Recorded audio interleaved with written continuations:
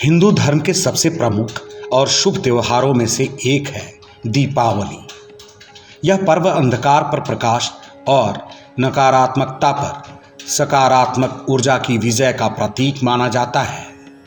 पौराणिक मान्यता के अनुसार इस रात देवी लक्ष्मी अपने भक्तों के घर आती हैं और वहां धन, सौभाग्य और खुशहाली का वरदान देती हैं। कहा जाता है कि यदि इस दिन कुछ विशेष उपाय किए जाएं तो माँ लक्ष्मी विशेष रूप से प्रसन्न होती हैं और अपार समृद्धि प्रदान करती हैं। ऐसे में आइए जानते हैं कि दीपावली के शुभ मौके पर क्या करें और क्या नहीं करें।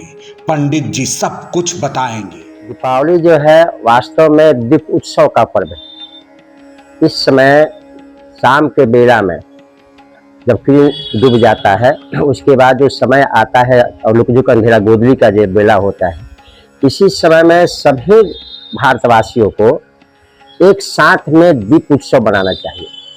कम से कम 2 घंटा दीप उत्सव हो। ये दीप उत्सव का पर्व होता है। आज दीप उत्सव का पर्व का मतलब होता है कि जब हमारे ऊर्जा दीपक से जो ऊर्जा निकलेगी और एक साथ सभी जगह जलेगा तो उसका प्रकाश पूरे ब्रह्मांड में, विश्व में जाएगा। और ऐसे भी पहला कहा था कि संगठन में बहुत शक्तियां होती है।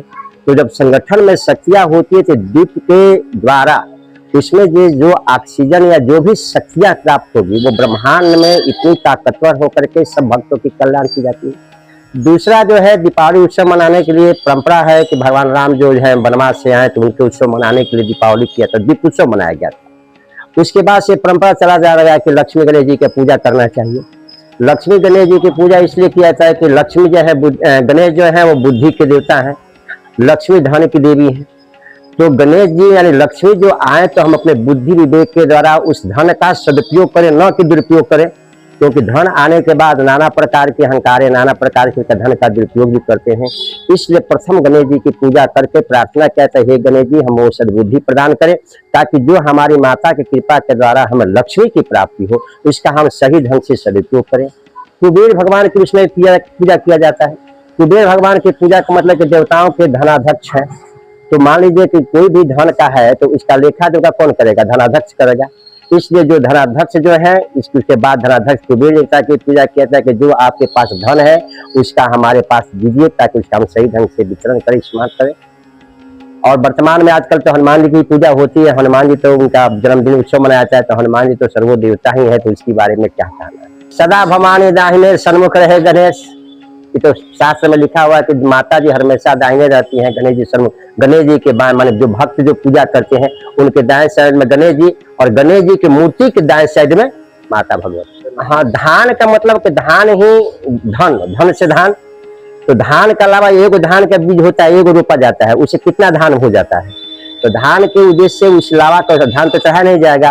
और धान के अलावा है सूखा रहता है धान, और जब उसको भूजते हैं तो फड़फड़ा करके फूल जाता है। यानी धन हमारे पास जब आए तो हम खुशी के मारे ऐसे ही फूल जाए। इसलिए धान के अलावा तो वहाँ विशेषता है। दूसरी बात है कि जो हम लोग के यहाँ परंपरा है लोकाचार है, ये मिठाई उठाई चढ़ाने के लिए खुशी के माहौल में जैसे उत्सव मना करके कि हाथी पर लक्ष्मी जी आए, उसी का हम स्वरूप मान करके हम उनको चढ़ाते हैं मिठाई के रूप में। हम अपनी श्रद्धा भक्ति से जो भगवान को अर्पण करते हैं उसी को भगवान स्वीकार करते हैं। गलतियां कहाँ होती है? हम कुछ करें और मन में शंका हमारा ही उत्पन्न हो गया कि हमने गलती कर दी तो दोष लग गया, यानी हमको पता हो गया। हम गलती करते तो फिर हमको पता चलता है। और हम अपने भाव से, प्रेम से, किसा कहता है सौरी जूठा बैर खिलाएं तो भाव से खिलाएं।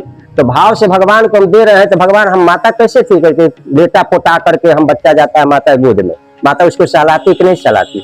तो हम भगवान की पूजा करें तो हमसे गलती कैसे हो सकता है? हम भाव नहीं देंगे, अब ऊपरी मन से दिखाएंगे तो गलती होगा। हम अपने लिए करेंगे तो गलती होगा। अब भगवान के लिए भाव से करेंगे तो कोई गलती नहीं होगा। इसलिए ऐसा मन में भावना ही नहीं रखना चाहिए। ऐसे भी क्षमा प्रार्थना लोग करता है कि जो भूल चूल हो जाने अनजाने में हम चढ़ाना चाहते हैं, रसूलुल्लाह चढ़ा दिए कुछ हो तो माता पहले हम तुमको अनार देना चाहते थे, दे दिए लड्डू। तो वैसी समय तो है भाई कि कैसे प्रार्थना करते हैं, वैसे भगवान से प्रार्थना करने से भगवान प्रसन्न हो जाएंगे।